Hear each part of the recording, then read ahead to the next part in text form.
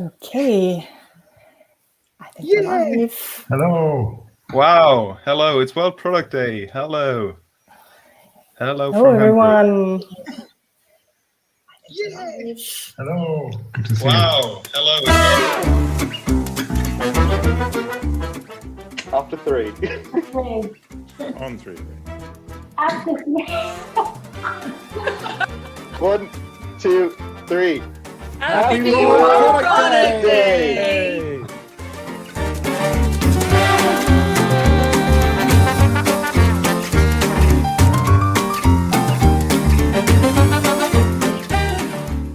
I like that one. There was more hands in that one.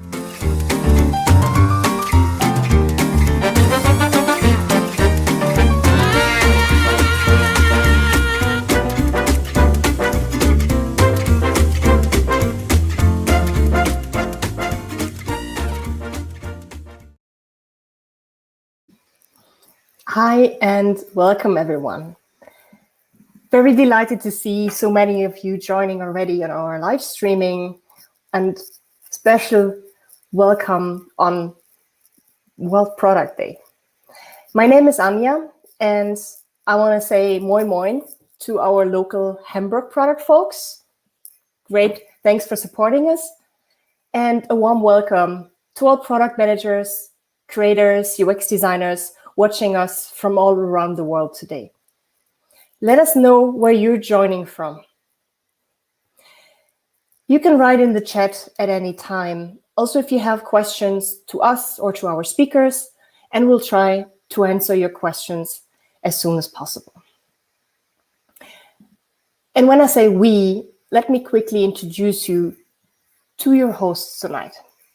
ProductTank Hamburg, that's Arne, Tobias, and myself, Anja, who are organizing this event for you.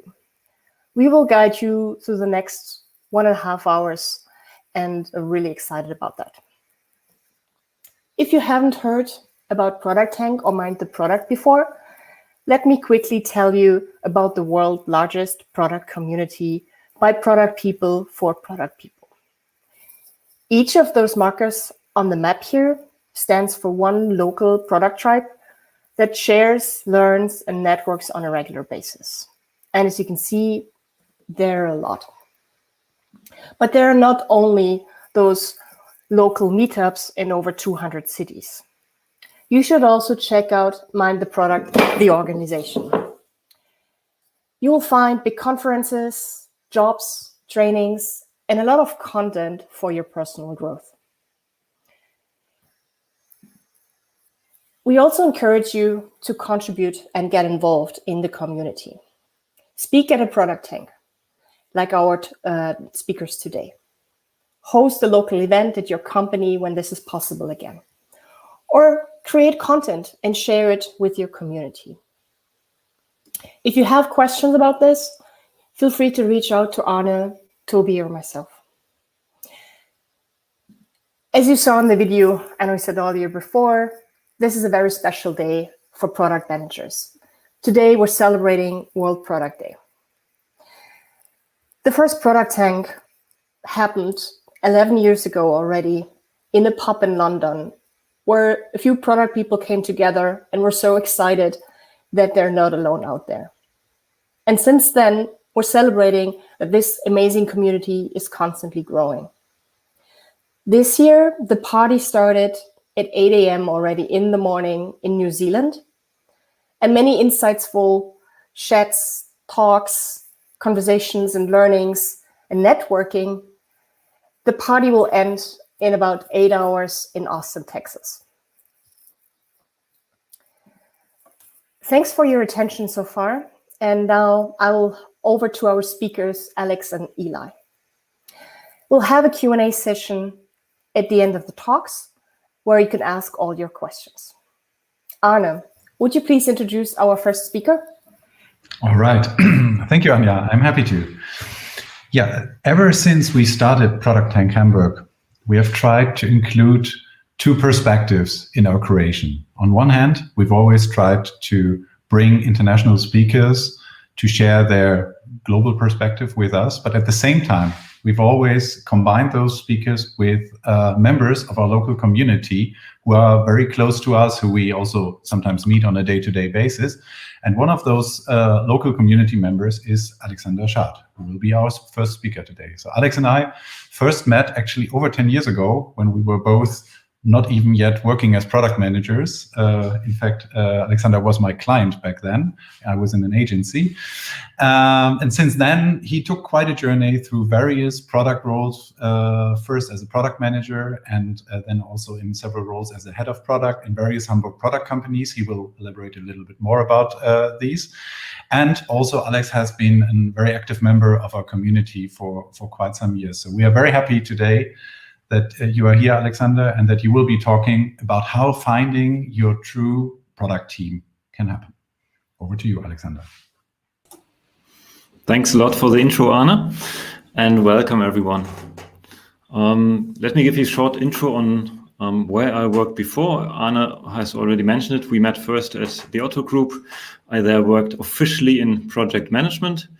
I moved on after a couple of years to Tip24, which was the company that brought the online lotteries into the German market, really bringing it online from an offline market.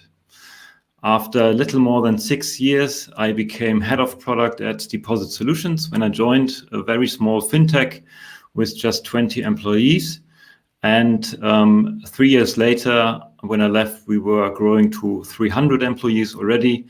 And we've built a fintech platform where we were able then to help traditional banks to jump on that platform.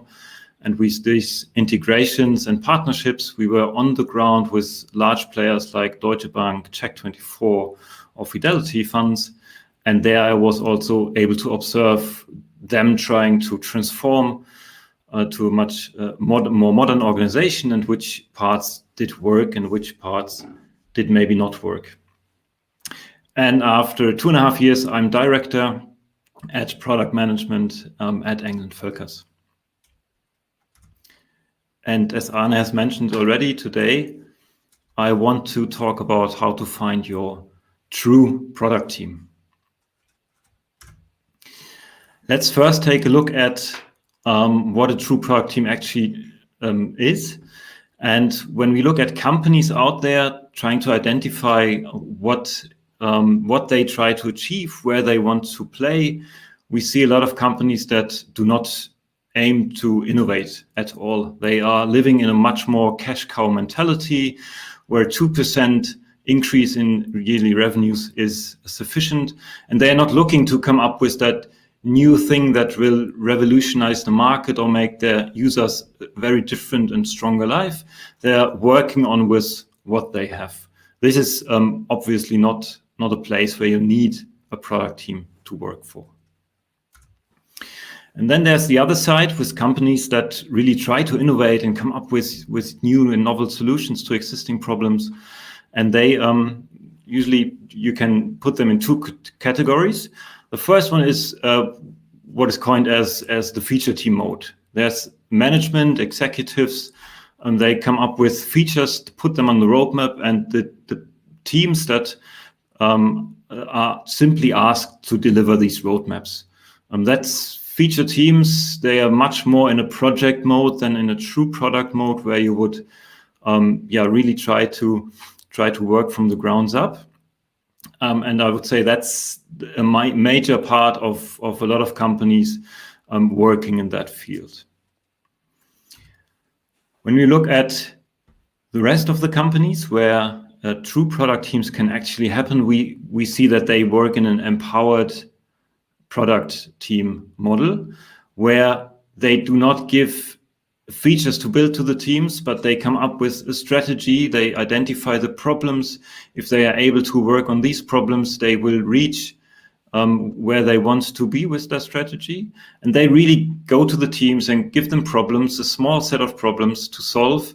And the teams are up to find the right solutions to these problems.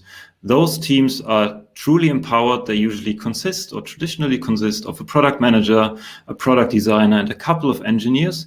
And they are asked by the leadership to solve a specific problem for the users.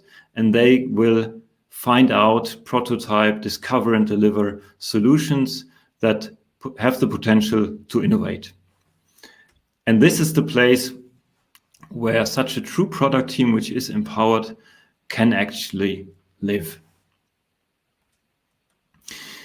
As said, there's two types of companies. The ones more top-down, here's a feature for you to build, and the other ones that are more trying to really use the strengths of the teams, which give them problems to solve. It all starts with the empowerment from the top. If there is no empowerment coming straight from the CEO to that team to find the solutions that will work for the company, if that empowerment is missing, it's really hard to be working in such a mode. And it rarely happens that teams can be truly empowered in such a top-down organization.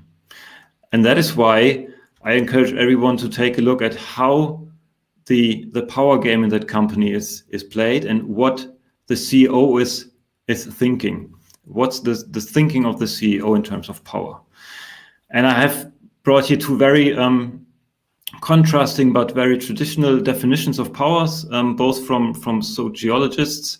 The first one is from Max Weber, who defines power as the ability of a person to impose his will upon others despite their resistance. That's a very traditional top-down view on power.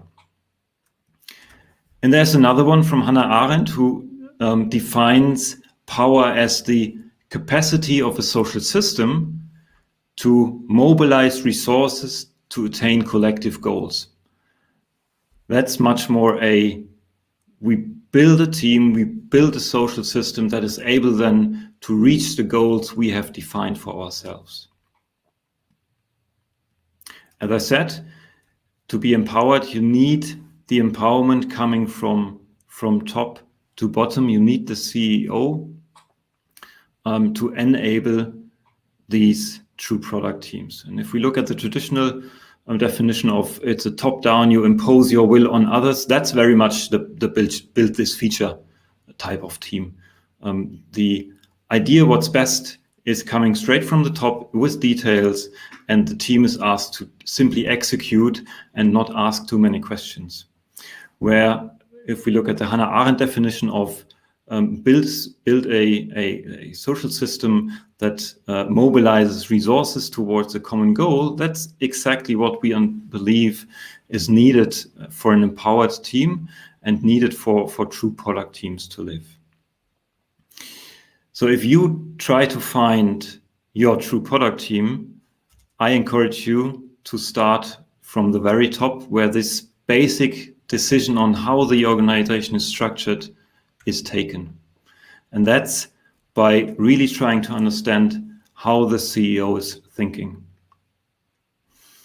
If it's a startup, then there should be no reason why you are not able to speak to the CEO if you're interviewing or if you see them on an event or something else. If it's a larger company, an enterprise, this gets more and more tricky. I would still just be blunt and ask, can I also have a coffee with the CEO or have a word with the CEO? I really want to understand how this company works. That really never failed me in the past. If that's not possible, I will come in the next slides how you can maybe mitigate that issue. So if you are able to talk to the CEO, you really want to understand and simply kind of interview the CEO in a nice way, really understand from that person, where do you want your company to be? What do you believe is possible? Is there a larger aspiration, or is that person more in that cash cow mentality, like we just need to progress as we always did? Or is there something really transformative about the way that person thinks? Does the CEO have a clear vision of where she or he wants the company to be in the future? And is there a strategy how to achieve that vision? And last but not least, also, what's important to you as a person? If you get into a conversation with a CEO, with an executive on his level or her level, on these questions, you will be able to get a glimpse and get a basic understanding of if that's a very top-down person, thinking happens at his place or her place, and then it's just giving down to the organization to execute, or if that person with formulating the vision and formulating the strategy and the way the answers come over, is it much more believing in the power of her or his employees in the teams and really trusting them and giving them what they need to do to come up with such innovations we all need. The second level, you also want to take a look at those structures, is how does the company structure look like? Is it an enabling company structure where you can have those true product teams? Is there at least a chief product officer in place? If that's not the case, then this is alarms that should ring. As a product person, you need a clear, defined leader. It's the same there for the engineering part of the organization. Is there a CTO in that company? And as you have product managers and engineers and also product designers in your product teams, you also want to know, is there a person, typically called the head of product design, that is responsible for the whole product design part in that company? Do these roles exist? And that's already also gives an indication that if these roles exist, there might be a good chance that there are fully true product teams in that company. Go also talk to them. If you are looking to become a product manager in that company, then you very much have a touch point with the CPO anyway. Maybe you also are able to achieve this with the other people. And what's their understanding of a product team? What would they answer if you ask them, what's your product team responsible for? Is the CPO, the CTO, and the head of product design, are they working closely together? What's their relationship? On which topics do they work together? Do they hand it over to the next and then they work on their own? Or do they really come together and work out issues on their level together?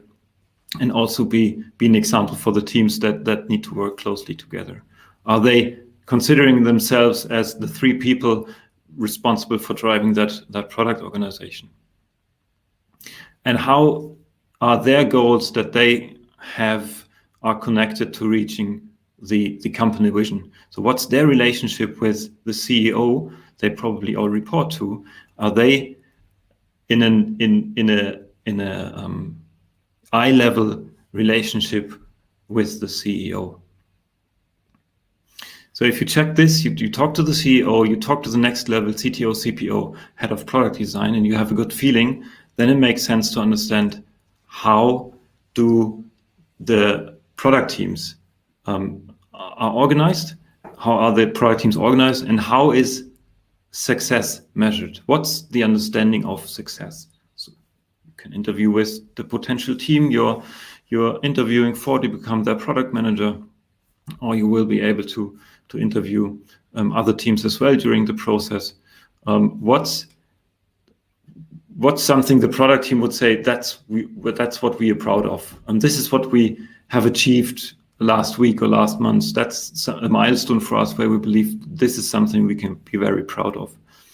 And there you will see really quickly if it's something tied to the overarching goals, again, to the vision of the company, or is it something very different, which is they ship some backlog items, but they can't really make the connection upwards.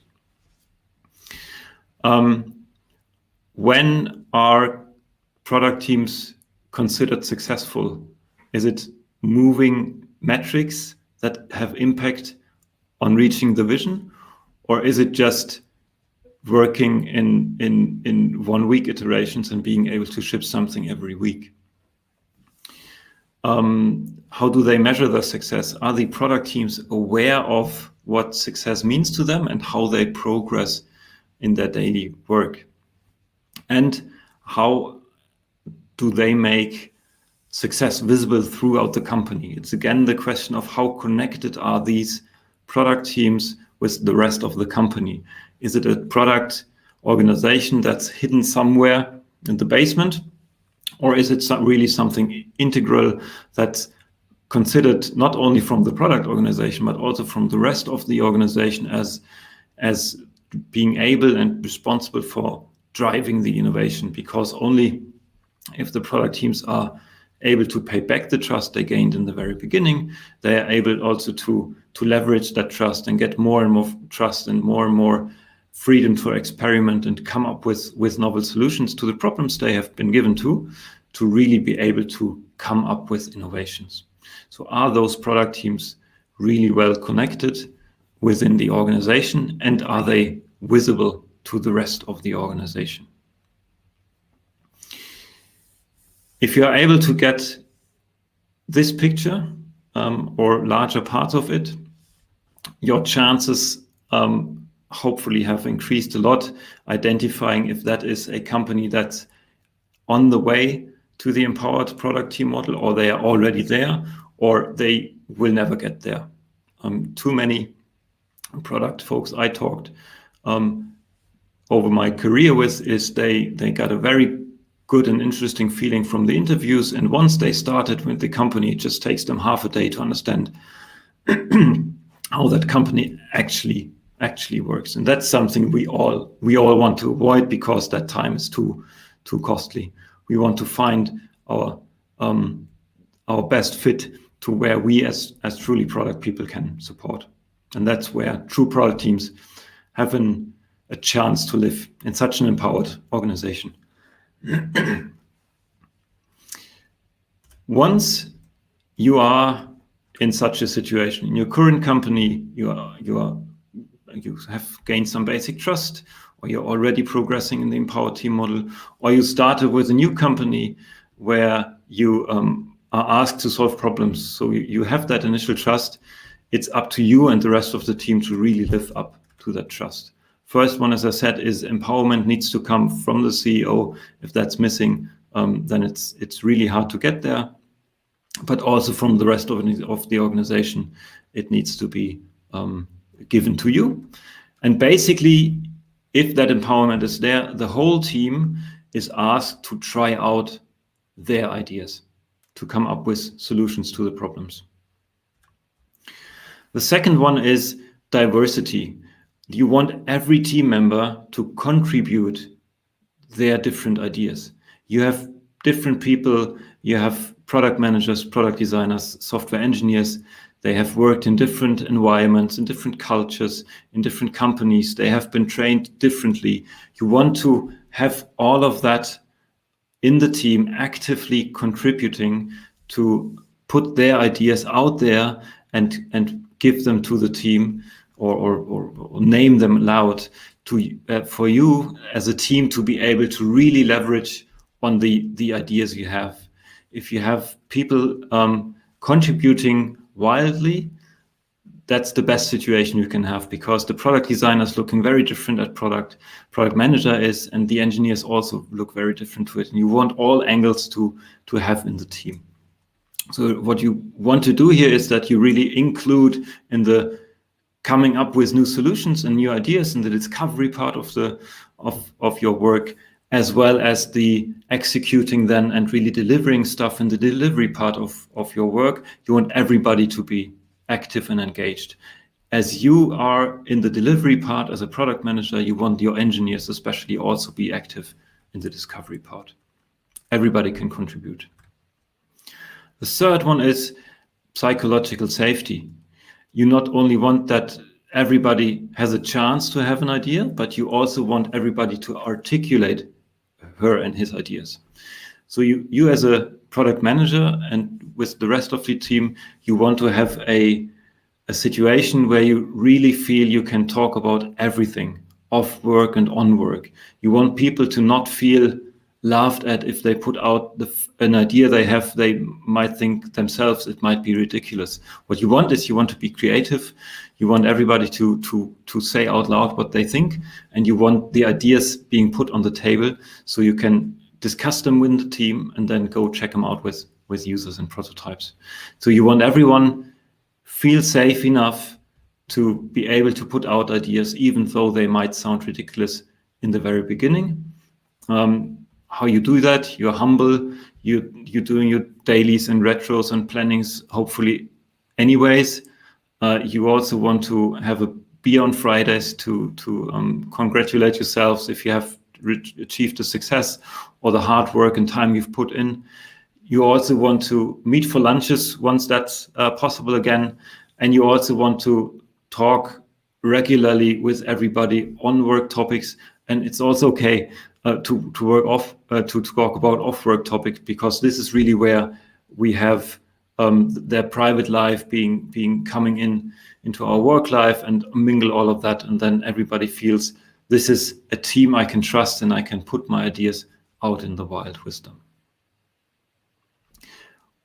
Once you have that, you have plenty of ideas on the table, discuss them, and what's next? You need to execute on your ideas. And that's maybe the hardest part for the team itself, because that's a trait you usually have and bring with you, or should have and should bring with you, especially in the role of a product manager. It's entrepreneurial spirit. You can train people to feel that entrepreneurial spirit to a certain degree, but if they don't have it, they might not develop it. But you as a product manager really need to have it, because you need, what is the entrepreneurial spirit? You gain energy from going forward, from trying out things, from taking risks, from really moving forward and helping the team to overcome hurdles. And that is very exhausting, and this is taking lots of energy and time. And this is why I strongly believe, as a product manager, you really need to have this, because this needs to be fun for you in the end. Otherwise you risk burnouts, etc. And you want to have that spirit and to be able to also spill it to the team, because in the end, the whole team also not just needs to have ideas, but you want them to execute on ideas. So you have a lot of ideas and then you execute on them, which means you can try them out, you kill them, you discuss them, no one believes in it, then you kill them. If you found something that you believe that might be worthwhile, then you go ahead and experiment on top. If there's no doubt left, or if you take a litmus test and ask the team, should we build this feature? And there's not the product manager, not the product designer, not the engineers, they don't see a larger risk in doing that, then go ahead and do it if it's in line with the problem you have been assigned, and you try out and come into a steady state of innovations. You execute as a team on your ideas. And that's the 4 ingredients for true product teams I wanted to get to know, wanted you to get to know them. Last but not least, we have in product, we have constant discussions on is that really necessary, and can we not just execute on this brilliant idea coming straight from the CEO? Do we really need to do these regular discoveries and these massive amounts of user tests? We are very aware of the benefits of it. Everybody who has done that for a certain while sees how much benefit it brings. But me personally, and I believe lots of you as well, have constant discussions about it. And it's good to have these discussions because making other people aware. We now also have scientific proof. If you go to hbr.org and search for lean, the original study is linked. It's scientifically proven that going out of the building actually makes companies more successful. Thanks a lot, everyone. Looking forward to the Q&A session. Wow, thank you very much, Alex. Thanks for your inspiring talk. It was really insightful, and I think we learned a lot about why empowered teams are so important and how hard it is to get there. I'm looking forward to discuss a bit more on the topic of empowered teams with you in our Q&A session later today, so please stay with us backstage. We'll see you again for the Q&A session right after our next talk. So to everybody watching, stay tuned and post your questions. You'll get the chance to hear Alex's answers soon. And thanks again, Alex. See you later. And now, dear product community, it's my great pleasure to introduce to you Eli Montgomery, and would kindly ask you to give a warm welcome. Eli is currently a product leader and head of UX at Kazoo, the UK's fastest ever growing unicorn. Eli has also worked with companies like AT&T, Amazon, and Pivotal to advance their design, data science, and product management practices. Eli is a strong advocate for diversity in tech organizations and wants to make the world more inclusive by design. Or to say it with Eli's own words, they aim to put the soft back into the software. Today, Eli is going to speak about human-centered design and the ways in which it isn't sustainable at all. To spread the word, Eli already joined ProductTank New Zealand earlier today, or for Eli yesterday, and is now dialing in from the US. So thanks for traveling the world and joining us in Hamburg in this very sustainable way today. The stage is yours, Eli. Welcome to Hamburg.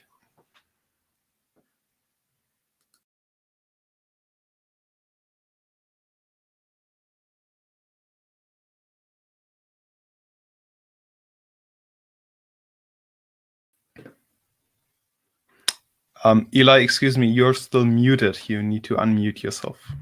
Well, that's embarrassing. Let's start over. Okay, so welcome to Hamburg, Eli. The stage is yours. Cool. Moin moin. I hope I got that right. Thank you so much for having me. It is great to be with all of you. It is great to hang out with product people. And thank you to Mind the Product and the ProductTank Hamburg crew for putting this together and for asking me to share some thoughts with you. I hope that we'll have a great time. I am not shy about questions or comments. Please leave them in the chat while we talk.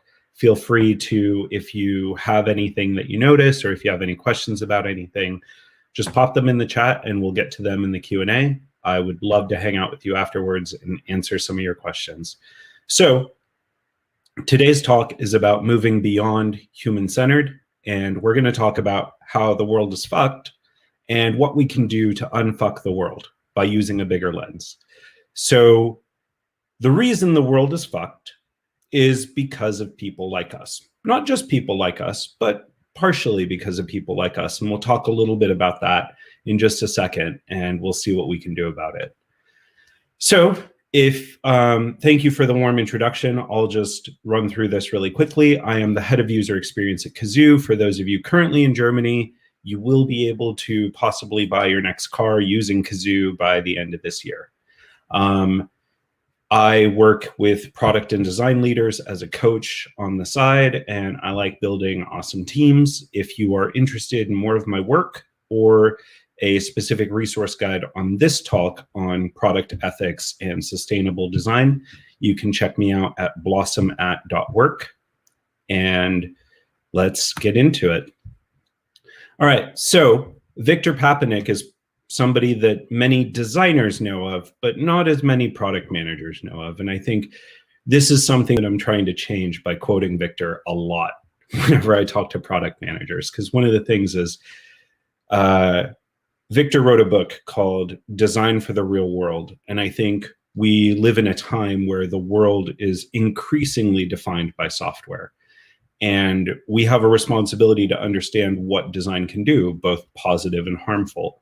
And Victor says there are professions more harmful than industrial design, but only a few. I would strongly encourage you to pick up the book. You'll have to buy a physical paper copy. I don't know if it's in German, unfortunately, but if you read English or you're listening to this talk in English, then chances are you can probably find a copy.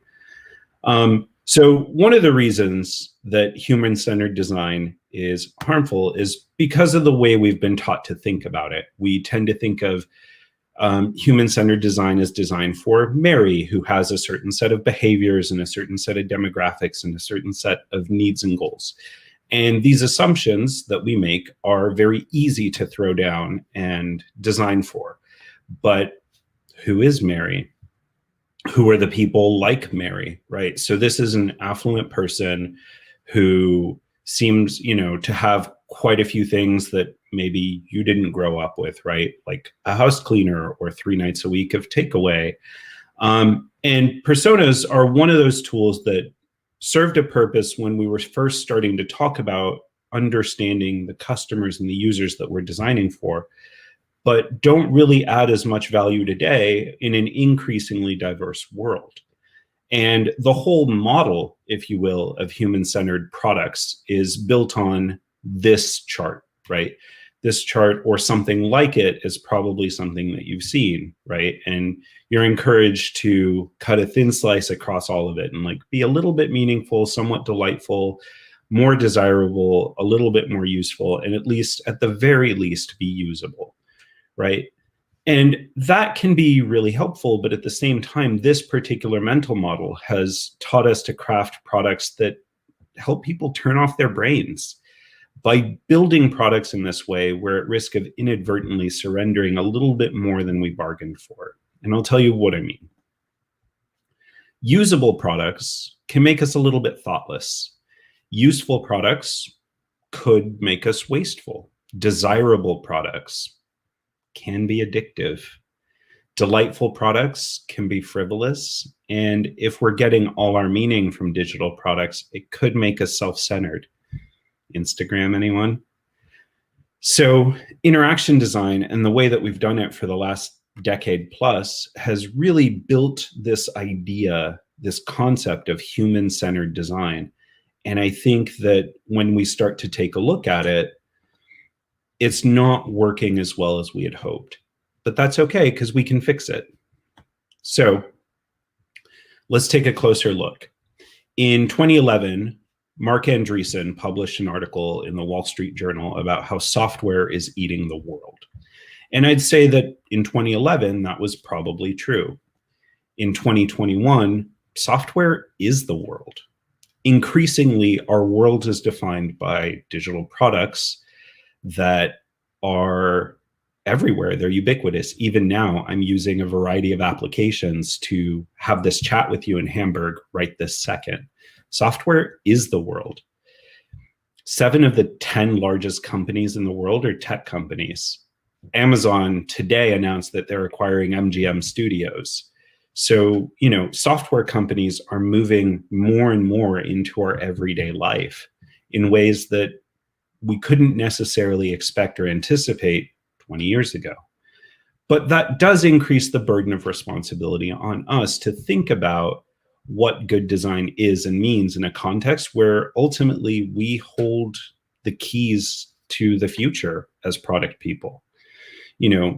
We look at applications that have really built an entire economy of convenience, if you will, and instant gratification. And the thing about that is that there are drawbacks to that kind of design and to this kind of product thinking and this kind of product strategy.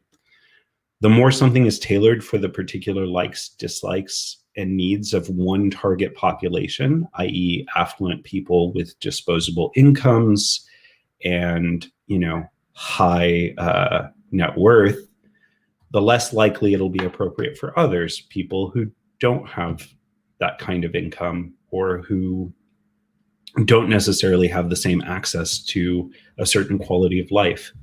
And so the more that we've designed for increased personalization, there's always this risk of over personalizing for just one segment. And we can see it in the way that the service economy's labor disputes have happened in the public sector and in the news and in the courts. But we can also see it in the environmental impact of ride-hailing services like Uber and Lyft. On average, they produce about 69% more carbon than the taxi firms they replace. And, the question we have to ask ourselves as product people is this success? Does this add value? Is this really the kind of future for product management and for the way that we do and build and design products for the next decade or the next century? We take a look at the costs of these things, and the Ubers and Lyfts of the world have, thanks to cheap venture capital, cheapened and subsidized the cost of rides, but at an expense to our environment, right? And at an expense to customers, because now those rides are going up. I don't know if you've been on Airbnb lately, just out of curiosity, but a listing that averages, say, $135 a night can end up costing you like $420 because of all the hidden costs and cleaning fees and all these things that are going into this business model. Lyft has lost $1 billion and Uber $3 billion in their quest to grow and outgrow their competition. And I think it's time for us to admit that the free ride is over and that our work has system level consequences. And I don't think that it's too far gone or that we're too late in this process to recognize that our work has consequences. And I think as product people, one of the things that we can do to move forward in the next decade is to start to look at product success beyond the individual level, right?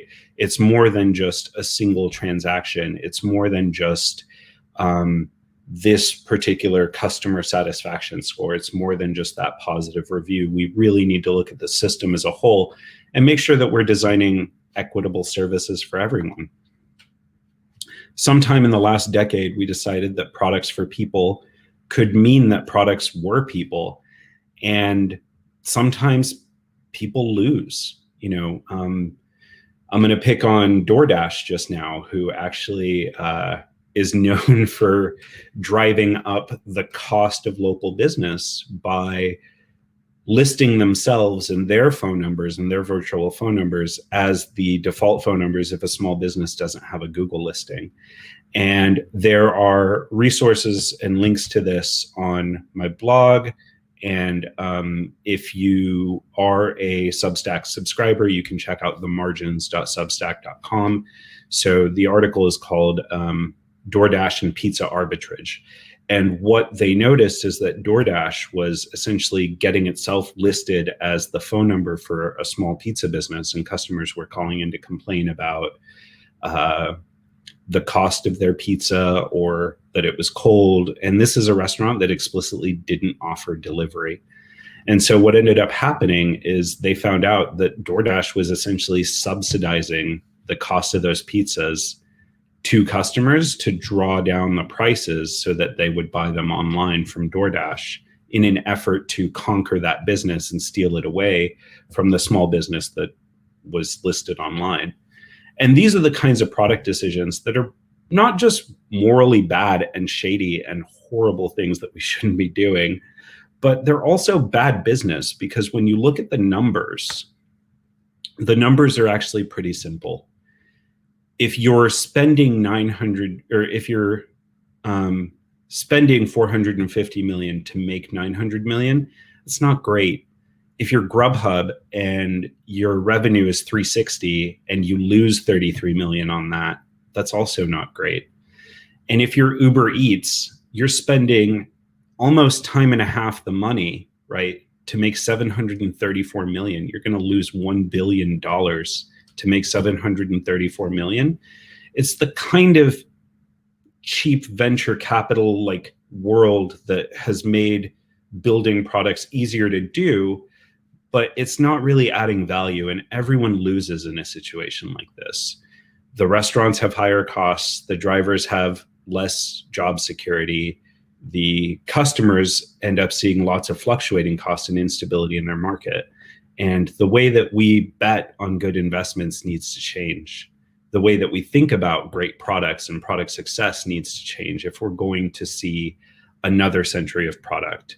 The next century of product management demands better from us. And I think we're still at the early days of this century, and we can still choose to make a change and move beyond just designing for one individual transaction, one individual person, one individual success metric, right? And so how do we move beyond human-centered design? Well, I think it's really interesting that the systems that we've designed are now designing us. And so we need to start to ask some big questions about what's really going on here. The absence of design is a kind of hazardous design in itself, right? And not thinking about these consequences can feel pretty scary. And also thinking about them too much can feel pretty scary, because you ask yourself, okay, what can I actually do? What can I actually control? How am I supposed to move the needle on this? What can I do? I'm just a product manager. I'm just a developer. I'm just the designer. I don't know what I can control. And the thing is like, as product managers and product people, we know that our job is largely influence, right? And so we can focus on the differences between control and influence and start to understand where we can take this conversation with our companies and with our stakeholders. So this is the circle of control. And as a product manager and as a product person, right, focus on the things that you can control. You own how your product is understood. You can own the way information flows between systems and between people. You can decide what information is shown and to who, and you can control the features in your product to some extent, right? So how are you designing that for either sustainability or product security, privacy, those sorts of things, right? And then in the circle of influence, things that you can influence is like finding external impacts and how to reduce them. So one of the things that I've been an advocate for at my current company is asking about our carbon footprint. And we're looking at that, and we're going to be doing some things about that. I can't say any more than that, but we are looking at it, and we're thinking about it, and we're thinking about how to track it and understand it. And then I think the thing is if you want to get value out of people, you have to put incentives where the value is, right? So ask yourself, where are the incentives in our product or our product team, especially if you're a product leader? Where are the incentives for people right now? Is it all focused on shipping, or do we value quality? Do we value improvement? How are we valuing or rewarding sustainability and sustainable design? How are we rewarding reduced energy costs? Especially if you're a product leader, but even if you're not, how are you encouraging your development team or your designer to think about the ways in which we can make things slightly more efficient, slightly more effective, more sustainable, right? Are you talking to your stakeholders about those things? Are you leveraging what influence that you have to ask hard questions? And, really the circle of influence is about which actions people can take in response. And, you may not be able to make all those decisions yourself, but you can certainly ask questions about them and start to have hard conversations. And then things that you might concern yourself with is tackling impact at an industry level or advocating for policy change, but you can't do that kind of stuff yourself. Working on structural and societal issues is hard, which is why World Product Day is actually a great forum, because I can talk to lots of product managers without ever leaving my house and talk to you all about the ways in which we could do a little bit better if we work together. And so thinking about this and kind of applying it to your day-to-day, your product is a set of interactions, right? If we look at the right side of this diagram, it's a set of interactions that happen in an interface. And so what's the next biggest context is one of those questions that I like to ask to start to understand, okay, where is this product happening? Who's on the other side of that screen? What are they thinking? What are they feeling? And that's where you start looking at the journey, right? So where are they? What are they doing? If you're a B2B product that's used in the field, who are the people that are using that, right? Are you designing for people who are cold because they're outside in the winter? Are you designing for people who are fairly comfortable in an office? Thing is like the way that you relate to this product will never, ever be the way your customer relates to this product. So what you want to do is make sure that you understand that system, that structure, and the ecosystem that your product's happening in. So this has been a little bit abstract, and I totally appreciate that, but it's super important. Everything has a larger context. So let's talk about some tools that you can use to bring that product back down to earth and look at the ways in which you can ask some questions about the ethics of your product very practically.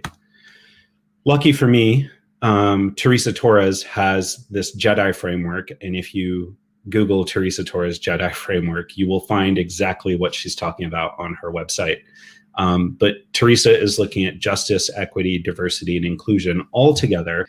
And I'd encourage each and every one of you to look this up. It's a great framework for looking at the ways in which people are thinking about product ethics and their access to equity, their access to justice through the way that we design products, right? So it's really important to start to ask these questions, take a look at that. I'm going to very, very, very briefly touch on some other mapping tools, because I think mapping is actually a great tool for product people to understand the impact of their work. If you've never seen a service blueprint, you can Google it. There's a ton of examples online. The Nielsen Norman Group has an entire article about it. But basically, it's a way to map system interactions back to your customer journey. And it's the kind of thing that can help you start to uncover complexity or unintended consequences. One of my biggest success stories with a service blueprint is actually I was working with a healthcare app and my friend Emily Tate, who is now the managing director of Mind the Product. And we found that there was a severe number of complaints about this product that we were working on. And nobody in the company actually had any responsibility for this particular thing. And so by mapping it out, people knew there were complaints. People knew that that was a hot spot, but nobody knew that nobody was doing anything about it. So by mapping it out, we were able to uncover that, determine something that we could do about it, and then start to change the conversation and influence the decisions that were made based on that. A customer journey map should be fairly familiar to most of you, but it does look at the customer context and their emotion and their journey with your product, right? Or hopefully before. But there's a couple other tools. There's a rough and ready service blueprint called the rich picture method. And the rich picture method will help you basically map out at a glance what could eventually become a service blueprint, right? So the example on the left here is a patient trying to schedule a doctor's appointment, right? So the patient makes a call. So the phone is cataloged. There is a front desk representative. There's a database that contains the front desk app or speaks to the front desk app and powers the calendar, which connects the doctor and the nurse to the patient. And then there's ultimately billing and claims for insurance. And you can start to see how complex a system is. And you can start to understand exactly how, even something as simple as calling your doctor has a range of other stakeholders involved, right? And not just individuals, but sometimes the environment, sometimes the broader world, which is actually what a service ecology is good for. So a service ecology is a tool that's pretty new to me, but what it is you can start to look at the overall map of your service in context, right? And understand when are people using it, how, why, where, and start to ask the bigger questions about what is the context of our product. I'll bet you've never thought about the environmental impact of your tea kettle when you're making your afternoon tea. This example obviously probably lands better in Britain, but I am speaking to Europeans, so maybe you all like tea as much as I do. But the environmental impact of tea and our tea kettles, surprisingly, it's pretty big. If we were to capture just the waste energy from a single day's tea making, we could power all the street lamps in England for a single night. And that might not seem like a lot, but that's actually a design decision, because most people, when they make tea, they boil more water than they need because they don't really have a good guideline for like, how much water do I need for just a single cup? So somebody actually made a design decision and built a product that can do just that. This is a single cup boiler, and it will help you reduce waste, increase efficiency, and get just one cup of tea. And that's the kind of thing that good design can do for the future. And this is, not necessarily a regenerative product, but it is a more sustainable product because it's encouraging good behavior by making it easy to do and accessible. And in the same way that we've designed the last decade of apps to make people thoughtless, we can design them to make people a little bit more thoughtful, even if they're not consciously thinking of it. The thing is the world isn't necessarily broken. It's working exactly as it was designed to work. And product people, you and me, we're the ones who designed it. So we can fix it. I want to leave you with this and just two other things really quickly, and then we'll wrap up. So we took a look at the beginning at a chart that encouraged us to design products that were useful, usable, desirable, etc. I'm encouraging us to think about ways in which we could design products around a new framework, a model that helps us really think about responsibility, equity, empowerment, sustainability, and ultimately regeneration. If we build a product that is usable and responsible, we will probably do substantially better than we do today. Every little bit of effort helps, and we can all do a little bit to make the world a better place. I'm going to very quickly cover some questions that might make this slightly more practical for some of you. And then I'll show you some books that you can read on the topic if you're still interested in this. So one of the questions is, there's a list of questions here, and a couple of them are, what's the bigger context our product happens in, which I asked a couple times. Who benefits from using this product and who's excluded? Who's got the power using our product and how do we know that? What responsibilities do we have to our community, to our customers? And how do we take that beyond compliance? What behaviors are we thoughtlessly encouraging right now? And how could we achieve better outcomes with our customers? If we start to ask those questions, they're not a silver bullet. There are no easy answers, but we can start to make progress on the things that matter most.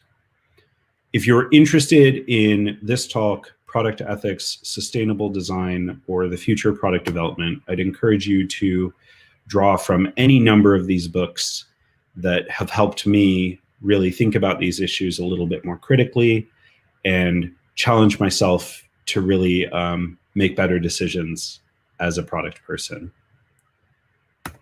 If you don't follow me on Twitter, I would love to chat with you. You can say hi to me at Intentionaut. And if you're interested in the resources for this talk or anything else, you can hit me up at blossomat.work. That's blossomat.work. Thank you so much for joining us today. I think you're all awesome. I would love to see your questions and would love to talk more about this. So let's chat.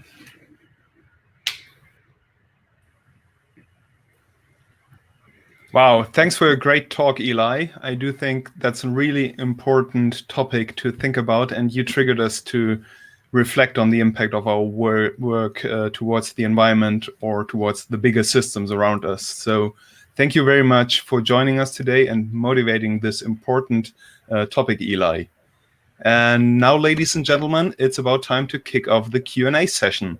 So we welcome back Alexander, and Arne and Anja are with me on stage as well to basically moderate the Q&A session. And everybody is invited to share your questions, your thoughts in the comments right now, and we'll pick them up as we go. And I hear that Anja got the first question, I think. Anja, what about the first question? Yes, thanks, Toby. And thanks to Eli and Alex for the amazing talks. It was very insightful. I was wondering, listening to you two, that what you said made a lot of sense probably for more senior product managers that are more advanced in their career. But what about product managers that just started in their career and just got into the job? What would be your advice when examining and checking what company they should join, on what interview questions they should ask, for example? Alex, do you want to kick off? What would be your advice? Sure.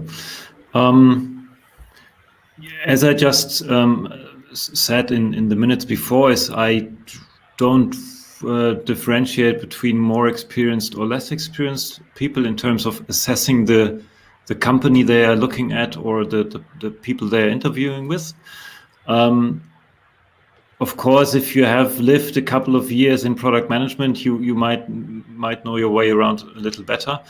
But it's really looking at what you want an environment to be, and then trying to find out how it is. And that means HR will not be able to tell you because you're not working in HR, you're working in product teams.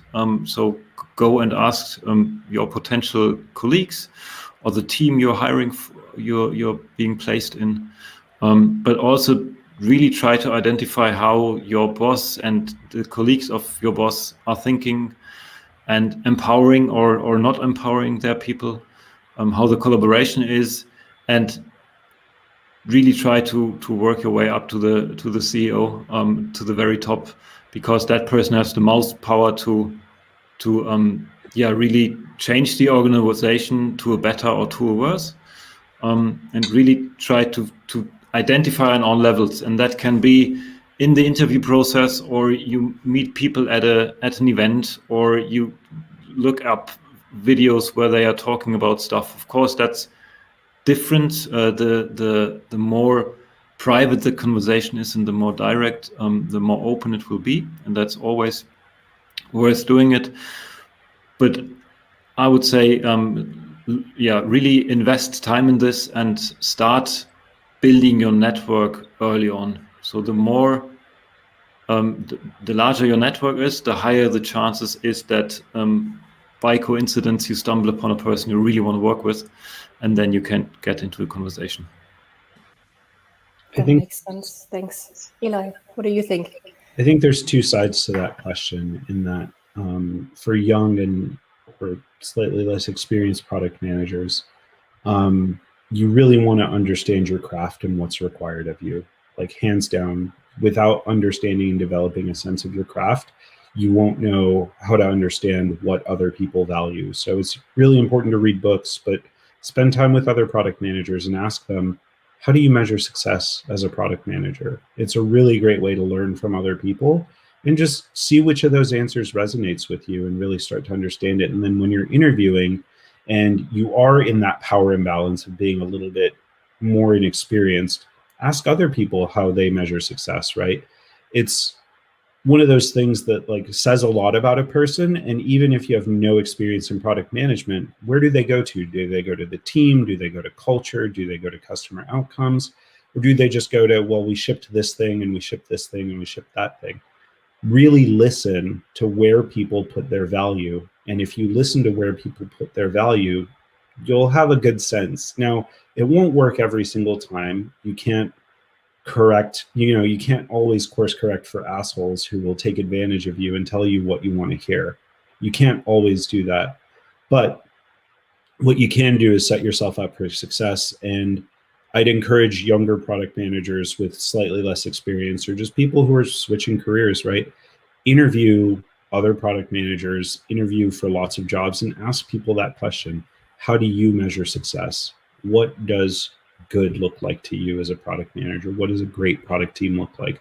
Those are the kinds of questions that, like, even if you're not super experienced, they're really good to have in your toolkit because they can tell you a lot about how a person thinks. Yeah, and you've mentioned in your talk the example of Uber, and you described how they do measure success. And you could argue that's a very well definition of success for Uber. But the problem here is that you've introduced us to the secondary impact of this success metric there, and you are arguing for we should better take that into account. From my understanding, the bigger problem here is capitalism just doesn't incentivize for sustainability decisions. It really doesn't. It doesn't. So what do you think? Do you really think we as individuals can influence the world to the better and that's good enough? Or would you say we need politic decisions and effective regulations there because we simply don't have enough power? What do you think? I think, look, I'm not going to sell you that individuals with good intentions can change everything, because I don't think that that's true. I think, we should all work together as society, right? Whether we be politicians or product people. Like, my audience today is product people. And if there are any politicians in the crowd, I'd love to talk to you. Let's talk. But there is a range of things that we can do and plan for and work together on. And I think it's important to recognize that there are a multiplicity of tactics that we're going to have to do if we build an economy for everyone and a more sustainable economy. Politics has its place, business has its place. And can individuals do everything? No, we're talking about systems, right? Any one individual won't be able to change it, but systems change when people get together, understand that system, and start to work their leverage to change the inputs and outputs of that system. Eli, I have a follow-up question to that. I mean, I'd be curious about your day-to-day and how you bring your ideals to your workplace. I mean, you gave one example about how you're pushing for reducing the carbon footprint at your current company. Mm-hmm. At the same time, you also said, the next century demands better of us. And I would be curious, as a leader also of product managers and designers, like, how do you help them find their own way of pushing towards those ideals in a way which is applicable in their context? Yeah, absolutely. One of the things that we do is the Black Mirror test. What are the unintended consequences here, right? So anytime we're looking at a product decision, whatever it is, hey, what are the unintended consequences here? And I think as a leader, one of my most important roles is to facilitate hard discussions, right? And so I poke at things that maybe shouldn't, be poked at, or that absolutely need to be poked at, but make people uncomfortable, because I think it's really important to ask hard questions and have good conversations about, look, what are we actually going to be achieving here? What are we actually going to be accomplishing here? And so, this is something that I share with my designers and my product people all across the business all the time, right? I took a very specific target on hiring when I first joined the company, and I've really built processes and practices around hiring so that we would be more equitable, because the secondary impact of growing really, really quickly is that you leave people who maybe don't fit your exact profile out of the conversation because you're moving so quickly that you tend to pick up things that look similar to you because they're easier to recognize. And so I've gone out of my way to make sure that we really target for growing diversely, not just growing. And I've really pushed the conversation there, and I've worked with our head of people. And, I can't drive everything, but I can certainly influence a lot more than I can drive. And if I ask hard questions and leave them with people to think about, maybe they'll see that as something that they want to take on themselves. And that's kind of how I think about it, right? Is like, can I leave a question with you and have you think about it a little bit and think about what your role is in either controlling that decision or influencing it with me? I ask people to be co-conspirators with me or collaborators towards a better future. We have one question from Birte. And first of all, she says, thanks for the talks. She's wondering on how to approach responsible innovation. What are key factors that enable creating a new measurement of value? I'm still working on that. I don't have all the answers. But I think one of the things is like, does it help us achieve better outcomes, not just at a unit level? I think we're used to measuring product success in a unit level, and we need to start thinking about systems level success. What that looks like, I'm still kind of working through it, but maybe next time I'll have something about that.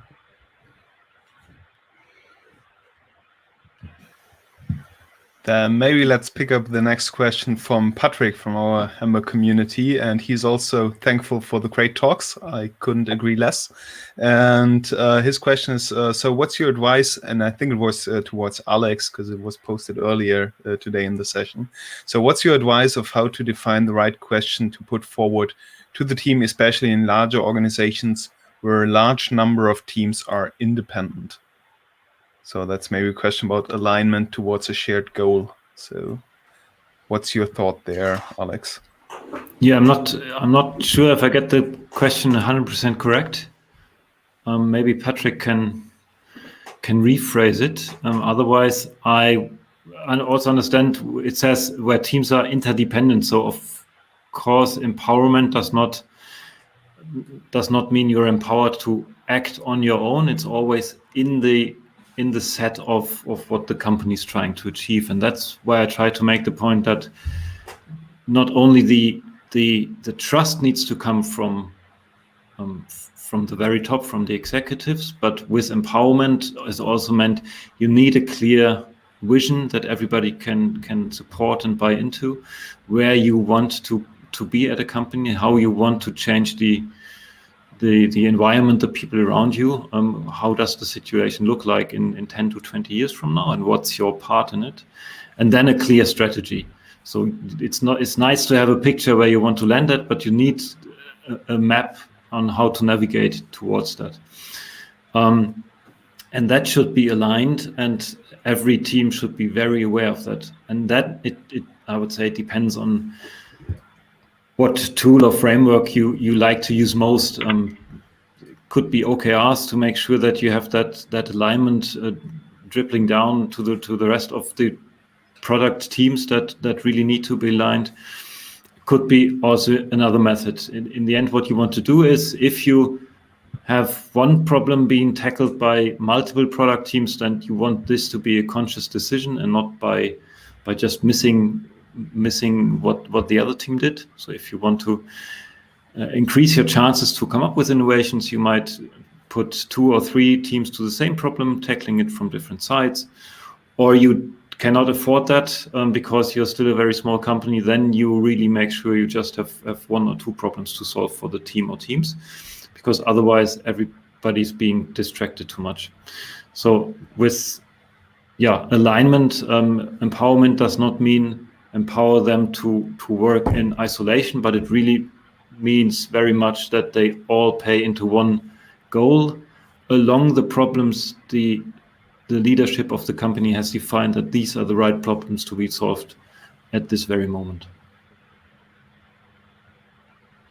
Am I allowed to ask a question? Alex, in your own words, what makes a product team awesome?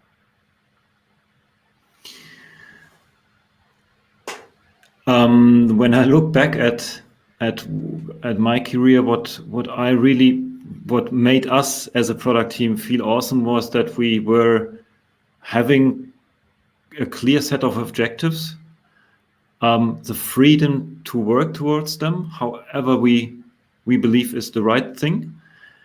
And we really had this, the 4 items I mentioned. So we got the initial trust and empowerment, and then we were a diverse team with different backgrounds.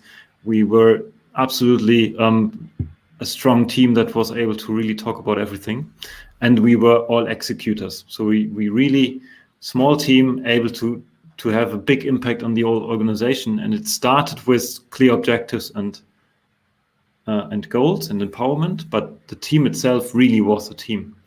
So I believe that if a group of people comes together and they really like working on hard problems and are able to make progress more than just once, so it seems to be something that the team can actually be proud of, it's not just by coincidence, that's an awesome team. Cool. And Eli, what about you? I can't disagree with anything Alex said. I think what makes product teams awesome is, when they have a lot of trust. I think we see this in other industries and other teams as well. Teams with a lot of trust and very clear understandings of what they're working towards are the 2 things that I think make teams awesome. There's a number of other factors always, but those are the big 2 for me.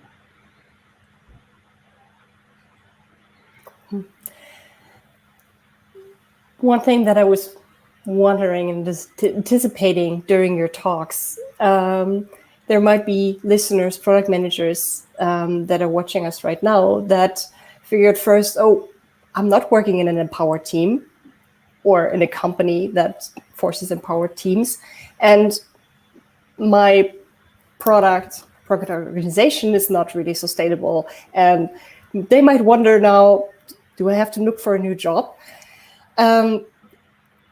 If you can give them a few words that they have some motivation to get out of their bed tomorrow morning, what would that be? If it's okay, I can start Sure. with trying to come up with an answer. I think it's always worth a try. If you haven't tried, you don't know if it was possible or not. We have seen really situations changing with people really trying hard to a very good outcome. So I would think about what would we need to do to gain more trust from the leaders. There must be a reason why they don't put the trust in the team to be more empowered. And it's a journey. It's not 1 or 0, but it's something. You gain a little trust, and then you pay that back, and you get a little more trust, and then you pay back more, and then you have a mutual relationship. I would really try. I would try to sit down with my boss and be very honest with that person, and really trying to ask, so what would you need us to change so you put more trust in us? And then this can be, depending on the size of the organization, you can also ask for an experiment, right? Give us a month or 2 months, depending on what you want to tackle. You better choose something very small where you can show that if the team has a little more empowerment, can move a little more independently, that they come up with great things. Really try to identify what's the reason behind that person that you need the trust from is not putting in you. And there might then, if you try it, and the reason might be that person is just on the other side of the understanding what power is. It's a very top-down driven, non-trustful person. Then this is a problem. This is an issue, and you need to see if you can work around that issue. But eventually, I guess for some people, they realize too late that they are stuck in a company that will never empower them, and that's also sad. I would try, really give it a try, but you also need to decide for yourself. Maybe upfront, it's always good with experiments. Define upfront what's a success and what's not a success. At which point you tried enough, and then look for your next product team. It's pretty solid advice. It's a hard question, mostly because there are no easy answers. And, leaving your job, especially in an economy that's rocked by conditions like we've seen over the last year and a half, is hard. Should you leave your job tomorrow? Depends. Where are your values, I think, is really the most important question here. And do you live those values day in and day out? And if you don't, why not? And if it's, well, because leadership, cool. Have you had that conversation? Have you asked? I think that this is what Alexander was saying, is like, have the conversation, ask the hard questions, be willing to challenge. And like, if you do, and none of those things work, then figure out when and how to move on. And, I don't want to be ignorant of the ways in which leaving a job can be easier for certain demographics versus others, right? Single parents, people who don't have a background in tech, those sorts of things. It can be much harder to leave a job and leave that stability behind. And I don't think that we can take it for granted and talk about changing jobs as if it's like changing your shirt. It's a very different set of circumstances depending on who you are. That being said, if you have had the conversation and you don't feel like you're living your values, it is worth talking to product people, being part of a community like this, networking, and building those relationships so that you can find something that does make you fulfilled. No job is worth torturing yourself day in and day out and like convincing yourself that this is what you want. If you feel miserable, do something about it. Make a friend, make lots of friends, and ask them for advice. Get perspective from other product people. The reason Mind the Product started is because a bunch of people were doing this weird thing called product, and there wasn't really a community for it. And Martin Erickson was like, well, I do this. Does anyone else want to meet and talk about this? And it really started as just product therapy for product managers, right? Like, how the hell do I get through this? And if you do feel isolated, like there is a broader product community and there are companies that are willing to do it right. And there are people in this community today, right now, who are willing to take a chance on you if you reach out and leverage those connections. Don't be afraid to ask for help is my biggest response to that. And amazing final words. Thank you so much, both of you, Alex, Eli, and thank you everyone who was watching us tonight and participating in this big party celebrating the community. I can only emphasize what you just said, that it's such an amazing thing that we're standing together and learning and growing together. Yeah. Thanks for Toby and Arne joining me tonight. And what else to say? Only that we already know when our next Product Tank will happen, which is July 28th. Good reference, yes. Eli, from your talk. So we'll have the Receptors together with the Product Tank Berlin. We're really excited about that. And everyone else, feel free to join the Mind the Product Wonder networking room. It's still open for a couple of hours, so you can spend the rest of your day until tonight in that networking room or join other product tanks. Thanks for joining us. Have a nice evening or morning or noon. Thank you, Hamburg. Thank you, product community. You've all been awesome. Thanks everybody. Thanks for joining. Thanks. Bye. Bye-bye.